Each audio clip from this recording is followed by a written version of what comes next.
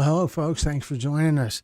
It's been a little while since we've done this live thing. We've been traveling a bit and haven't had the same opportunities to go live as we typically do when we're back here at Texas Pictures World Headquarters.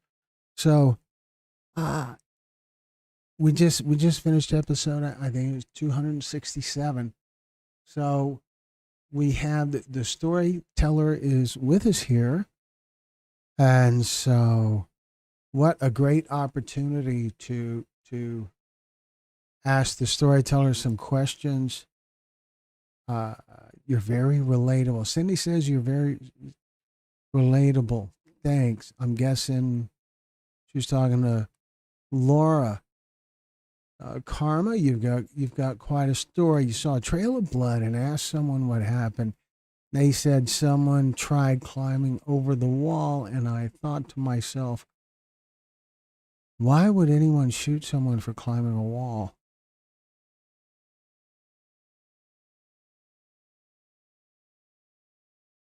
Yeah, that seems like a harsh response for climbing a wall. Oh, Brooke says, thank you, Laura, for sharing your story. Brooke is one of our long term usual suspects, is what we call them. They're the regulars who join our live events frequently. And it's always good to see Brooke here. Karma is another regular, though we haven't heard from Karma in a while, but glad to see you here for sure.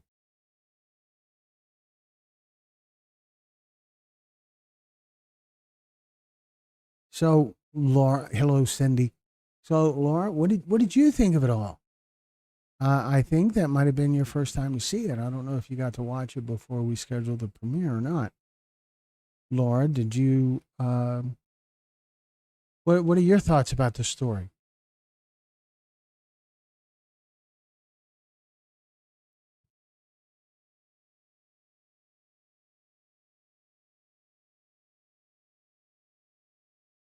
Or not?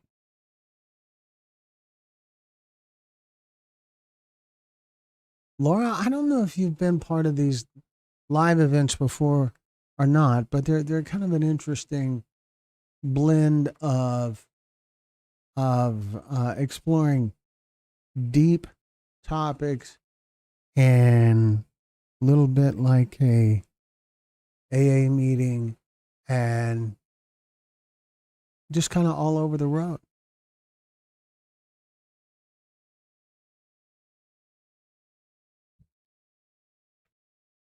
Dealing with personal issues. Adriana James Cabrera says, you're an amazing human being. I'm guessing you're talking to Laura, maybe Karma, maybe both.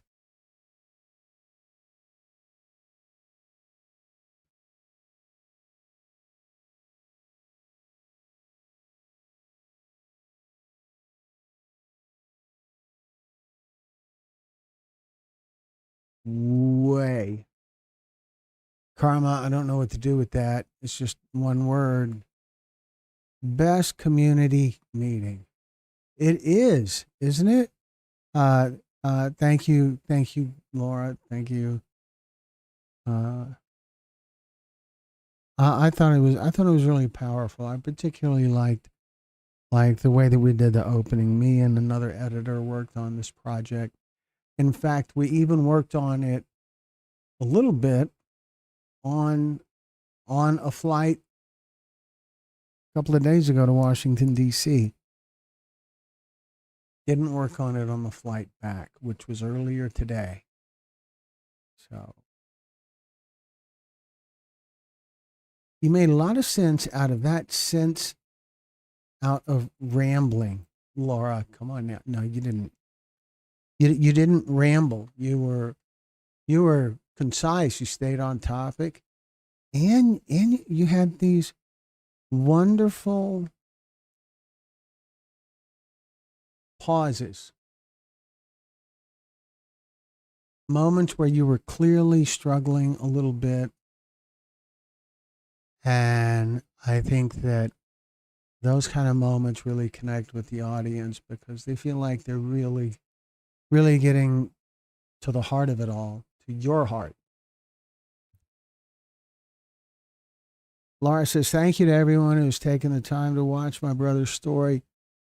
So you said everyone who has taken the time to watch your brother's story. Let's just have a look and see how many people have watched your brother's story so far. 379 so far. And that's 381. I'll, I'll keep you posted. I'll check back on it now and then as we go on. Brooke says, very powerful story, Laura. So sorry for your loss. Yeah, it's a very powerful and I think an extra human kind of story because it is so easy to recognize the kind of frustration that you can feel toward a sibling and want to address it, and at the same time just kind of want to throw your hands up at it and say, no, I'm not dealing with it anymore, because it's a sibling. It's not. Siblings are sort of supposed to be accountable to each other as a two-way street.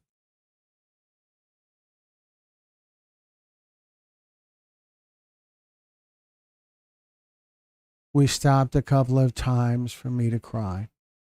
Yeah. I have that effect on chicks. I make women cry.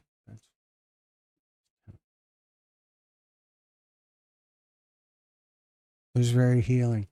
Hey, that's one of those things about doing these stories for me, is that in the course of doing the interviews, I get to see this thing happen where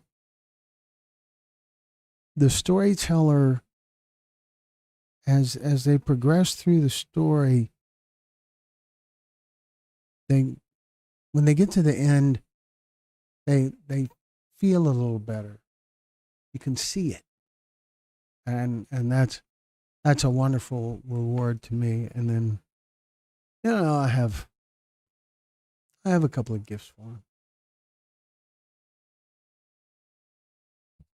Most of y'all know about the gifts.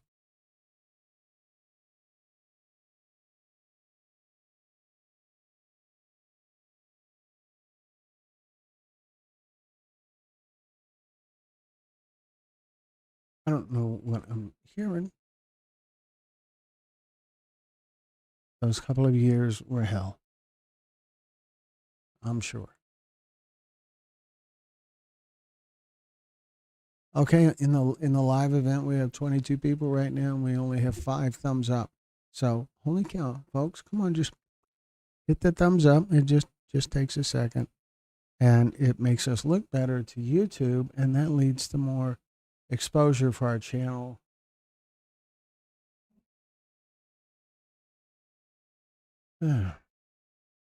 Sorry, I was expecting something that was.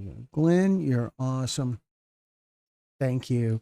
I feel very fortunate, very blessed to get to do this kind of work. I really, it's so cool to get to meet these wonderful people who have suffered this terrible loss and do just a little bit to help them feel better and maybe pull just a little bit of value out of their loss, their senseless loss.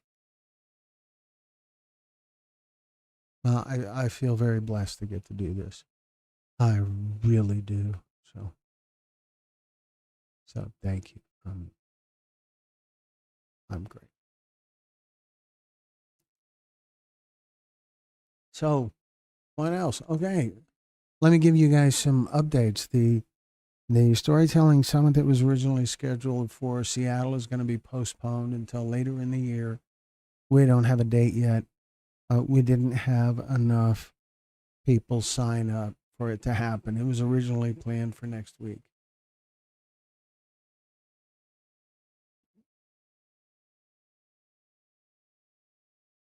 For sure, Brooke, bringing awareness can be healing. It is bringing awareness. I think it's a little bit more than a little bit different from bringing awareness. It's pulling some sort of little bit of value out of the terrible loss by doing something that might help other people. I think maybe that's how it seems to me.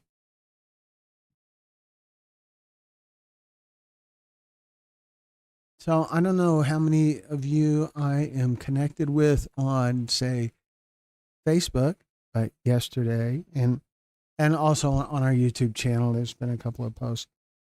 Yesterday, I was at the White House along with, I don't know, 10 or 12 of our storytellers. Some of them were on stage behind the president, and some of them were in the audience, which is where I was. I was in the audience. The storytellers were on stage behind the president when he signed the Halt Fentanyl Act. I can probably share with you guys a story if that doesn't get to be too complicated for me. We'll see. Um, I'm somehow challenged. I don't think that worked, right? No. You know, I got that OneDrive thing, and I should have never done that. Should have just never. Gee, that's frustrating.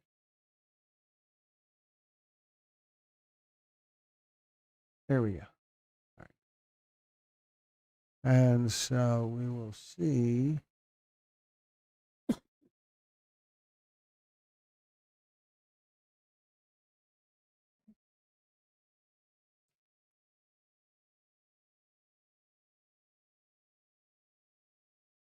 All right, let's see. That is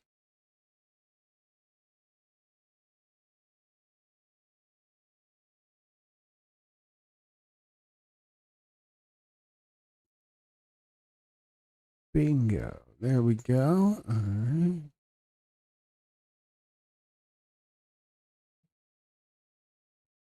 So here's a Bruno. Welcome, Bruno. I didn't see Bruno. Bruno, South America, Bruno, right? What did I miss, folks? I was trying to figure something out. Welcome, Bruno. Glad you're here. So here's a graphic that is posted on Facebook. These are storytellers standing behind the president. He's just about to sign the Halt Fentanyl Act into law. And these are storytellers. There's Lauren Cole's story, both of Lauren's parents, Jesse Bird's story, Austin Babcock, Rain Soreas, Drew Eastep, Jalen McBroom, and Drew Swan. Oh, all of those stories were represented during this event where the president signed a nonpartisan bill into law, which I thought was pretty slick and pretty surreal to be invited to be a part of that, to be a member of the audience. It was quite a thing. Bruno Muse, I will send coffee for free from Brazil. You will not pay 100% more in the price. All right, Bruno.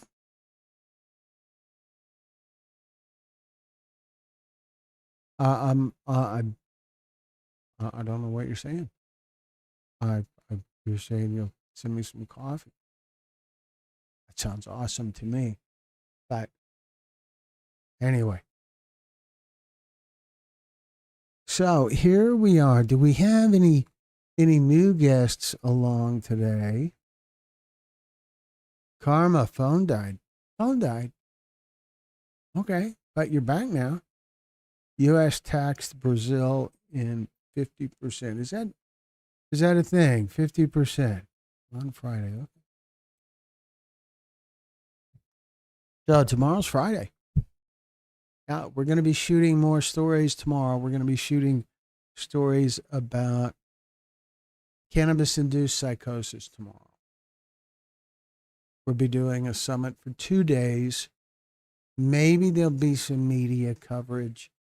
Maybe not. It's kind of odd. The media doesn't have any interest in being a part of what we're doing.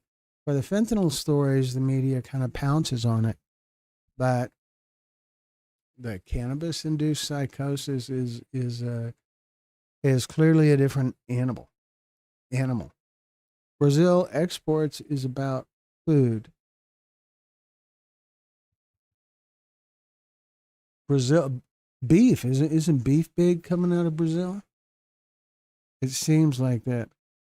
Glenn, you and Soft White Underbelly are my favorite YouTube channels. Well, thank you. We are. I like Soft White Underbelly a lot. I we get compared a lot.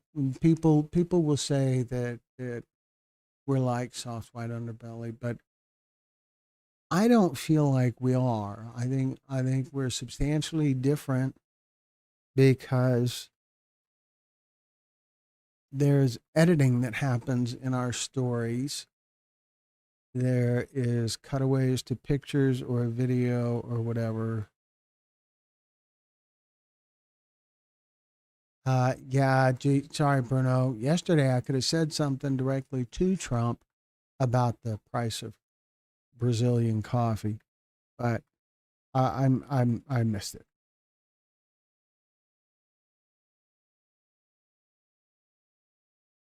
So yes, I agree, Karma. I think that Soft White Underbelly is substantially different. That there's a similarity in that in a lot of our content is uh, yeah, they didn't care a whole lot about the signing. It got some coverage anyway, but the different Soft White Underbelly goes into some way more obscure kind of topics, things that are are novelty interesting, things that people want to share. Like Soft White Underbelly will have a story about someone recovering from fentanyl addiction, and the next story will be about someone who likes to dress up like a poodle. And I think that I think it's great.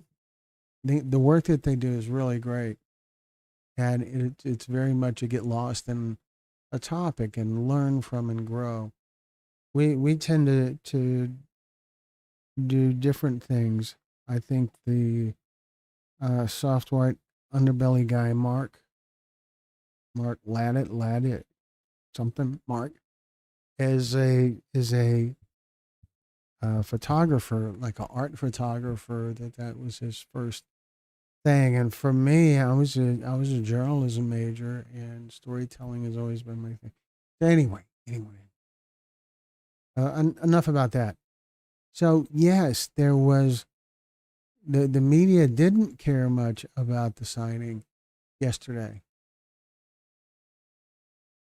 which is a shame because I know that a lot of people came from all over the country to be a part of it, and it would have been great for it to get a bit of attention for sure. But that's okay. So where am I at? So what about so what about What about questions for me? Is anyone in the audience who might have some questions for me, things you'd like to ask about? I am always up for answering questions.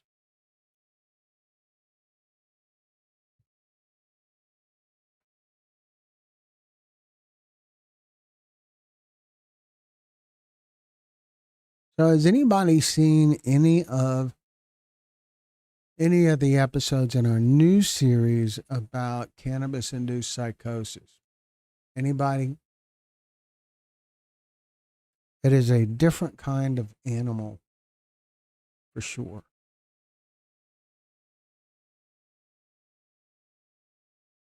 It's been really interesting for us to see the way some of our viewers respond to the cannabis-induced psychosis series.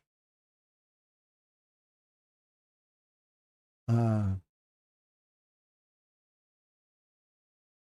do I feel my work is creating change?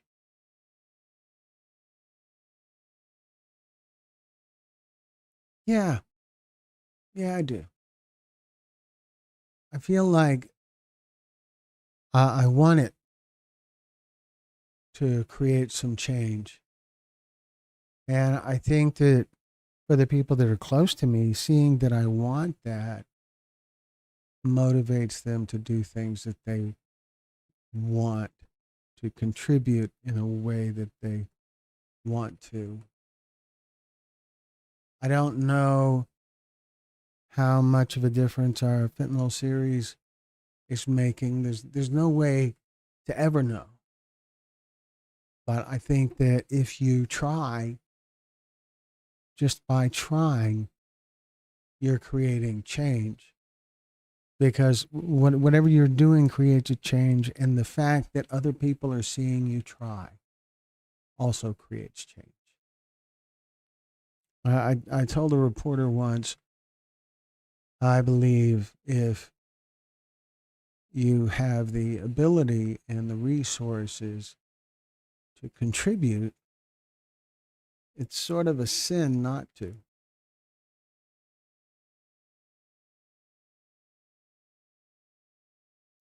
Nilsa says, yes, I watched the cannabis psychosis episodes. Oh, Laura, you're killing me. I'm the one that asked the questions. So, first off, Nilsa, that's great. It's a new topic for us, and we've done some, and it's met with some of them have met with a substantial amount of attention and a substantial amount of criticism as well. A lot of comments from people that are cannabis defenders who say it is made up stories, that it's fake, that it's reefer madness 2.0, things like that. A couple of funny things. One is cannabis defenders are kind of more likely for sure to, instead of making one post that might be 5 or 6 or 7 sentences, instead they'll make 5 or 6 or 7 posts that are one sentence each. I don't know what that means, but that's a thing that seems to be happening a lot, and it seems to happen way more frequently when the posts are coming from cannabis defenders. Another thing that we see a lot in posts from cannabis defenders is there's going to be a lot more misspelled words. It's just a thing. It is 100% predictable. Go look through some of the comments on the cannabis induced psychosis stories. Go look at the comments. Find some where a commenter is defending cannabis, read it, and it's going to have misspelled words, or it's going to have some sort of faulty sentence structure, or some glaring mistake that you should have learned how to not do back in like sixth or seventh grade.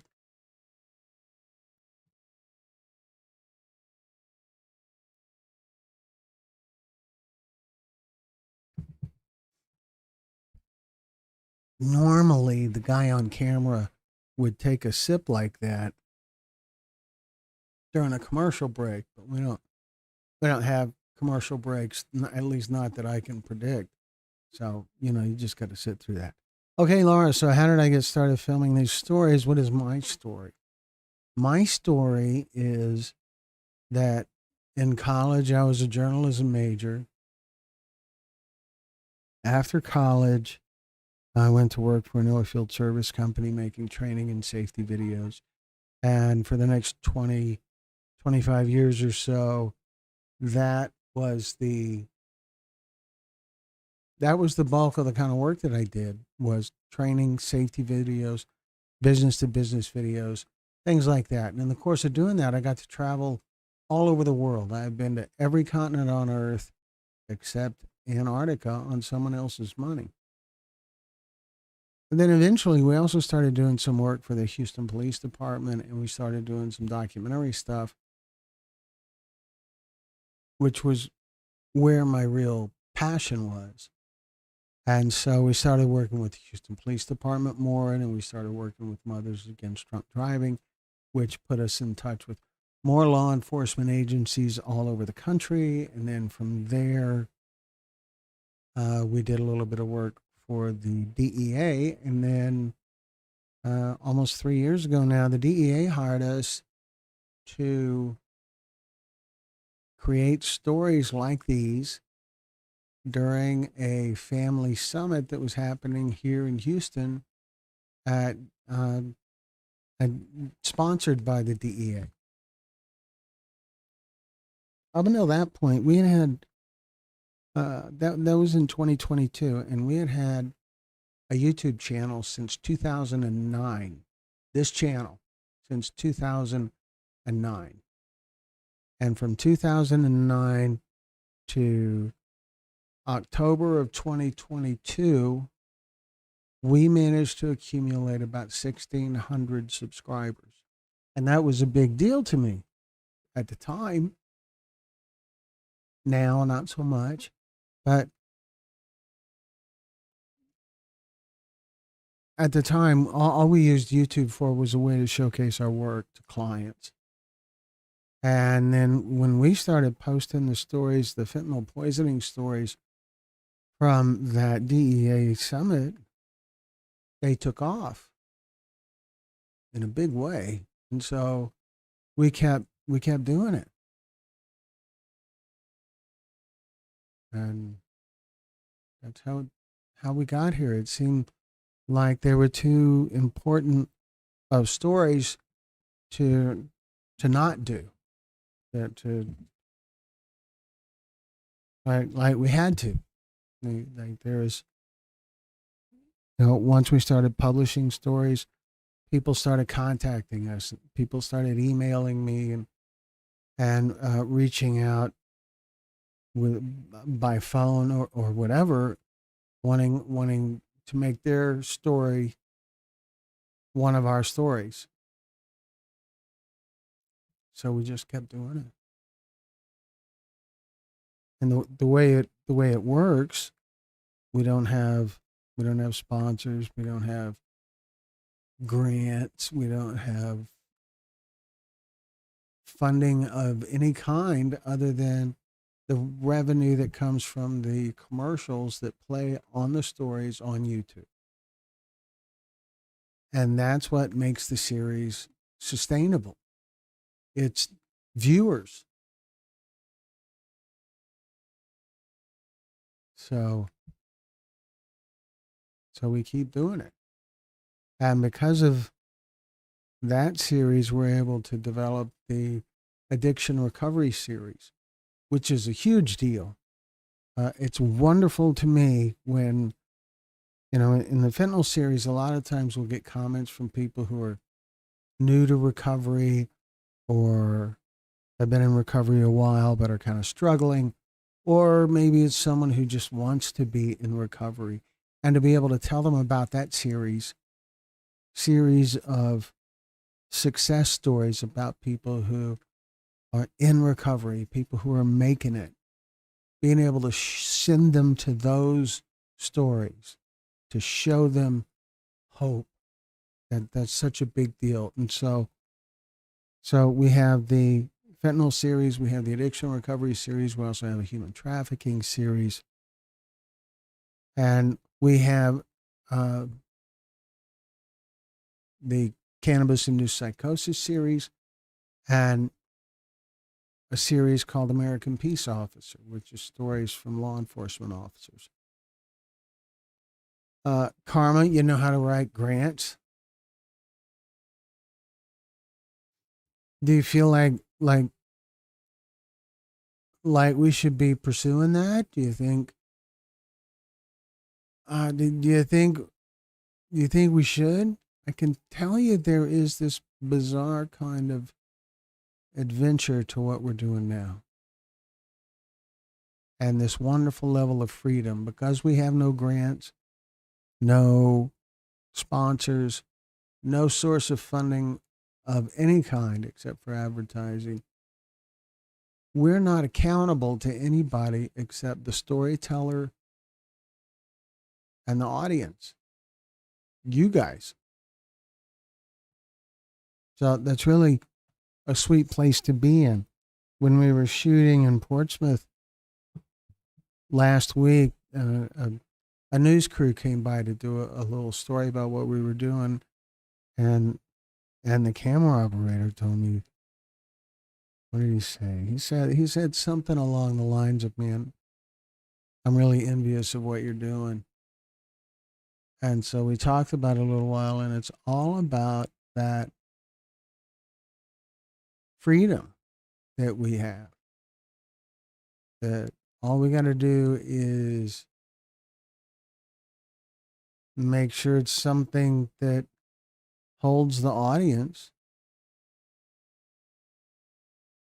Laura says, "Glenn, your work is so valuable and truly does bring healing and hope. I love the recovery stories."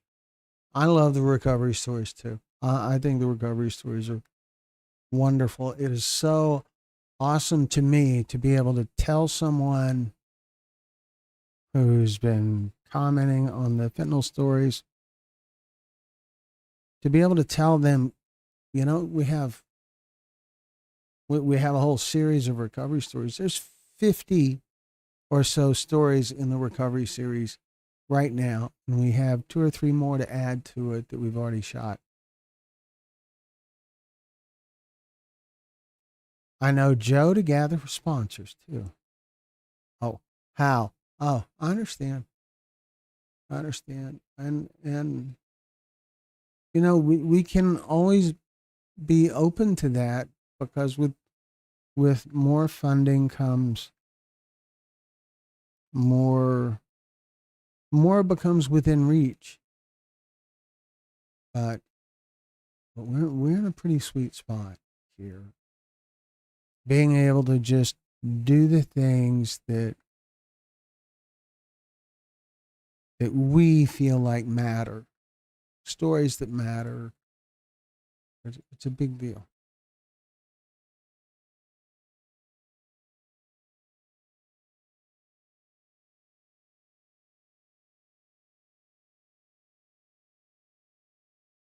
So,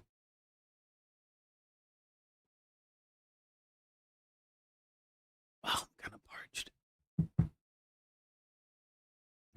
Yeah, so Cameron, welcome back. Excuse me, I asked, isn't the Mexican cartel responsible for most of the fentanyl trafficking? Well, there's 2 answers for that. Yeah, yeah, that's where it comes from. But uh,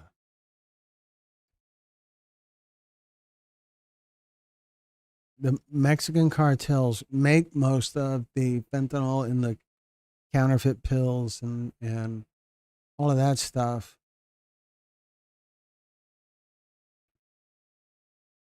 But it comes from people buying it.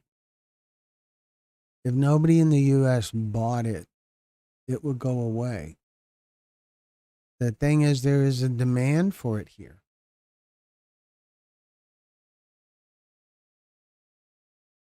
Americans with money are the most culpable. Yeah. But it's really just a basic business thing. Businesses exist to be profitable. They exist to make money. So cartels are businesses.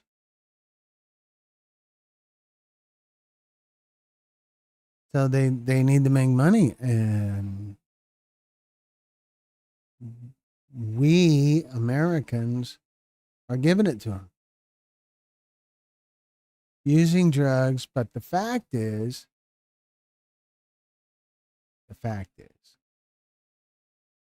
people with money are buying it. That's it. Okay, I interviewed a guy in Colorado once who was talking about the environmental impact of oil exploration on public lands.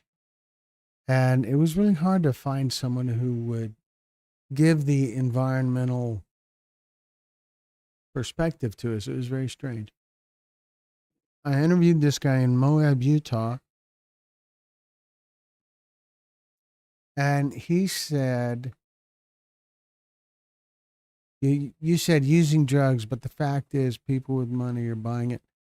The fact is, this guy, I'm this was in the mid '90s, and I still remember the guy's full name. And at one, he was talking about he tried really hard, but he just uh, he, I don't know how to say it other than he just wasn't that bright. And then to the point where it wasn't fair to use his interview, even though he was one of the few people who would defend the environmental perspective. It wasn't fair because of how it came off. But so he said, the fact is, what I hear. He said that out loud. The fact is, what I hear. Well, if it's just what you hear, it's not a fact. Anyway, so I'm a kinesiologist who studies this. People with money are buying it.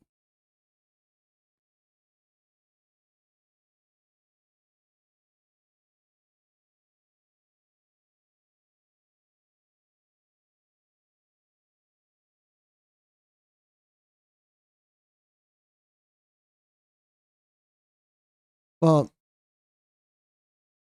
whoever's buying it, whoever's finding the money and buying it, that's what drives the market, just like any other market, just like any other business. The problem is so much bigger than just stop buying drugs. Yeah, but but if you look at it just from the perspective of a business and you think about how Netflix put Blockbuster out of business. Netflix didn't go to the studios and distribution companies that make the content that Blockbuster rented on DVDs. Netflix offered a better solution to customers. And that is what put Blockbuster out of business. Same thing would happen with any product. If something came along and replaced the appeal, the draw of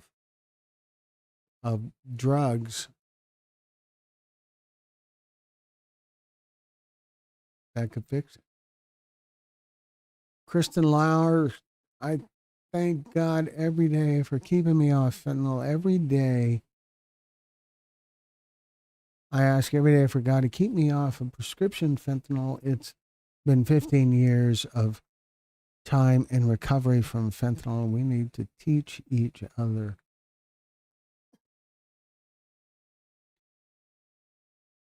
For sure. Laura says, I'm sorry, Karma says, Laura, that is a singular perspective. Fact is that people with money keep the drug trade going.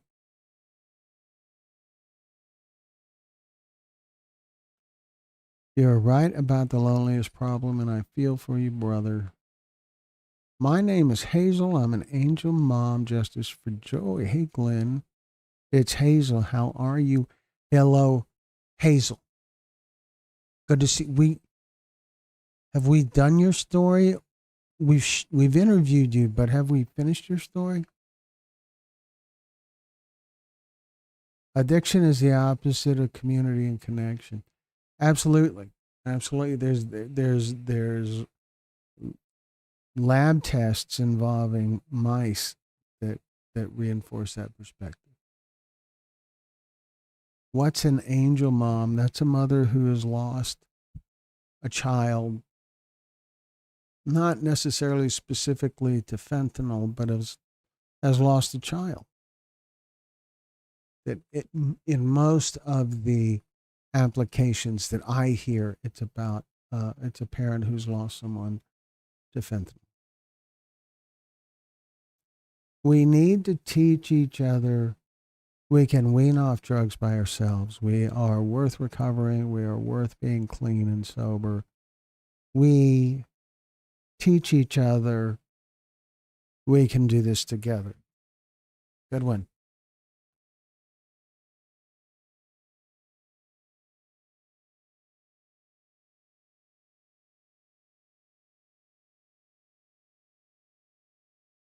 So, and there's an organization now called Angel Army that is all about bringing together angel parents to focus energy toward eradicating fentanyl from the market. It's a new organization, but it is gonna go places. Like yesterday, it was in the White House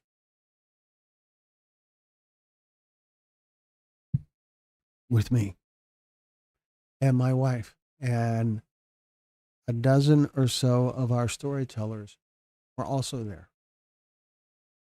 It was wonderful. It was a cool experience. Better because it was to be there to see the president sign into law a bipartisan bill targeting fentanyl.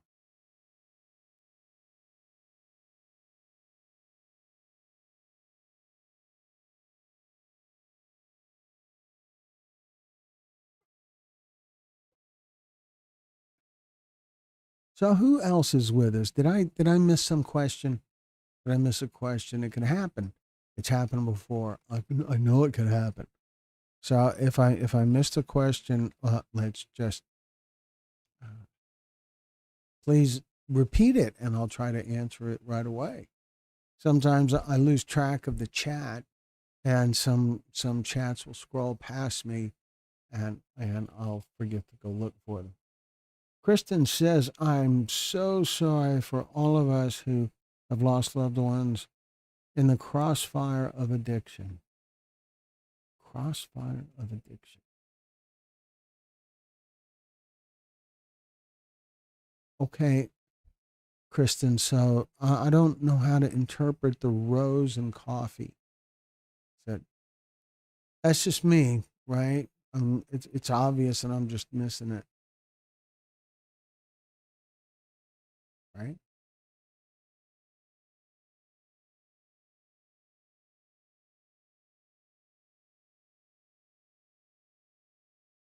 Anyway,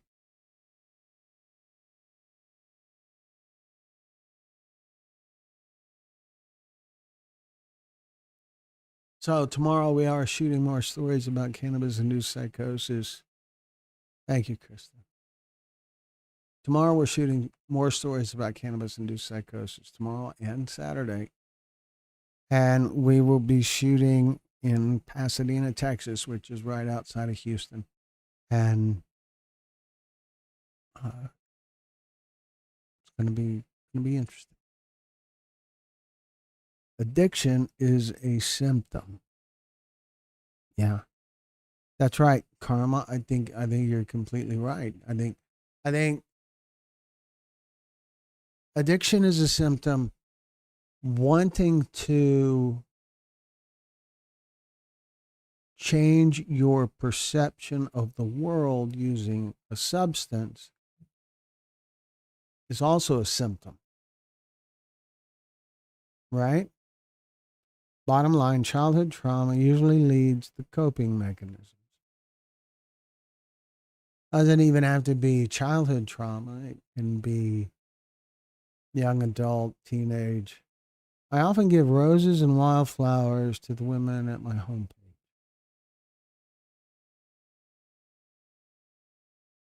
Okay, Cameron. Well, thank you for being with us. I appreciate you joining us. I'm going to have to wrap it up pretty soon as well because I have had a long day and we are shooting tomorrow and we have to do some stuff to prep for tomorrow. So uh, I'm not going to be here too much longer either, Cameron, but I appreciate you being here and look forward to seeing you next time. Next time could be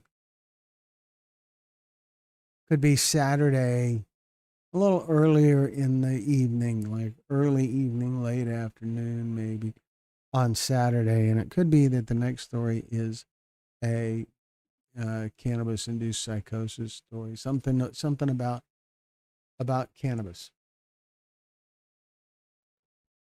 So you guys thought it was funny that comments from cannabis defenders tend to be more likely to have misspelled words.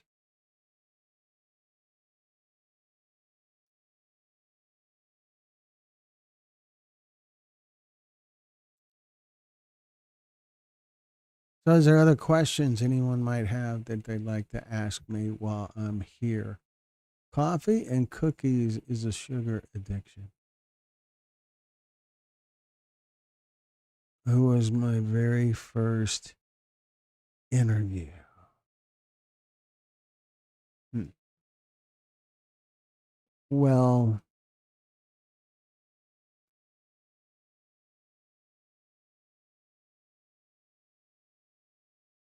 Shaky Beans.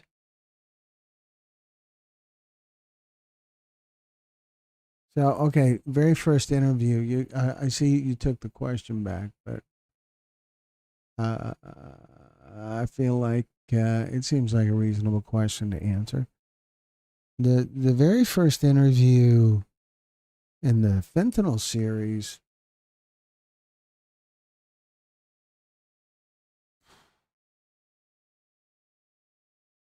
I don't know. I would have to look. It was the stories that we did with the DEA, and there would have been 14 of them. It could have been.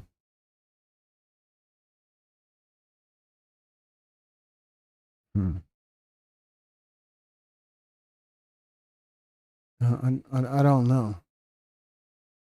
Laura says, thank you, Glenn, and everyone here. God bless you and fill your homes with joy and laughter. Much love and good night. Thank you for being with us, Laura.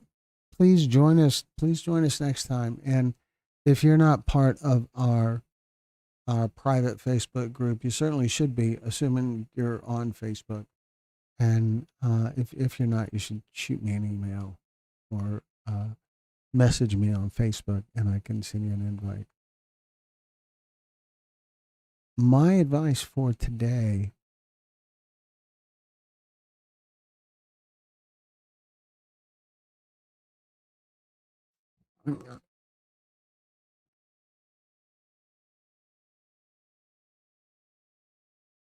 people seem to like having things to complain about. My advice would be to knock it off. Don't. It's poison. You attract what you dwell on.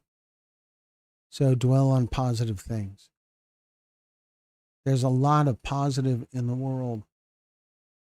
It can be fun to say that there's all these crises in the world, and it can be fun to say, "Holy cow, it's so dangerous out there." It can be fun to use that excuse that it's so dangerous in the world now as your way to rationalize getting a fancy security system for your home, or buying another firearm, or getting a bomb shelter in your backyard, or whatever. But the reality is, the most dangerous thing most of us ever do is get in a car. And we don't give that a second thought ever. We do it all the time, never give it a second thought.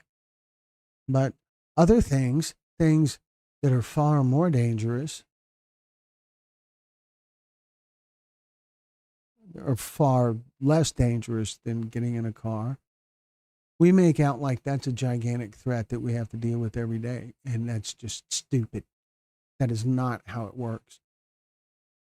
So see, holy cow, Karma, you asked for advice. You triggered it right there, just like that. Off we go.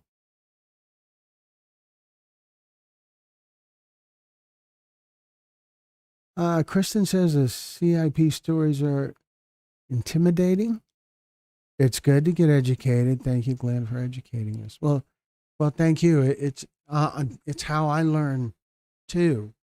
Is I learn a lot of what all the things that I learned about fentanyl came from the stories that I've done and talking to people in the course of doing that. And the goal is to go down the same pathway with the cannabis stories.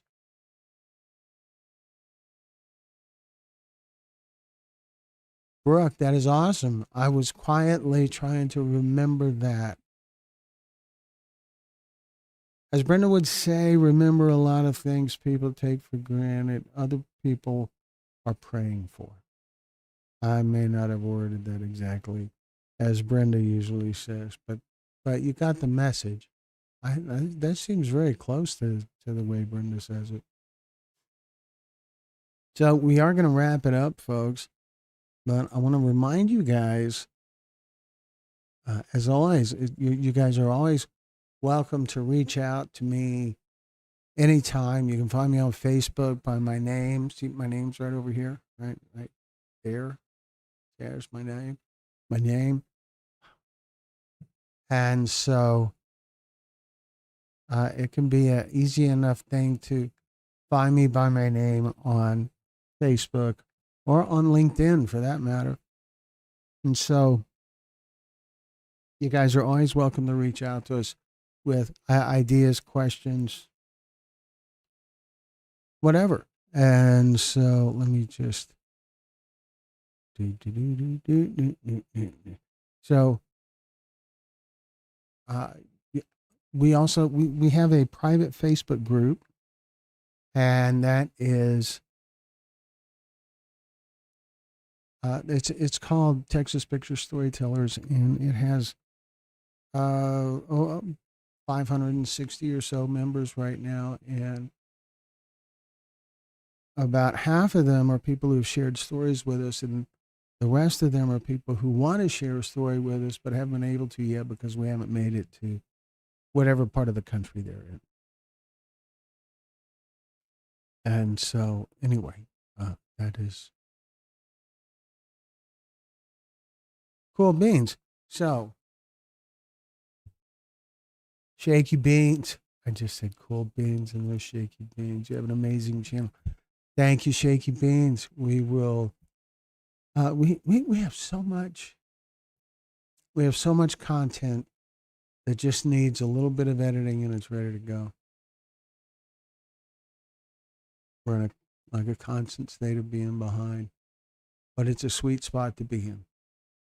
So, thank you all for joining us. Remember, you can get in touch with us anytime. You can email us at info@texas-pictures.com. You can find us on Facebook under my name, Glenn Muse. You can also find us under the company name, Texas Pictures. We're on TikTok, and we have a website, texas-pictures.com. And on our website, you will find a page that's about how to share your story.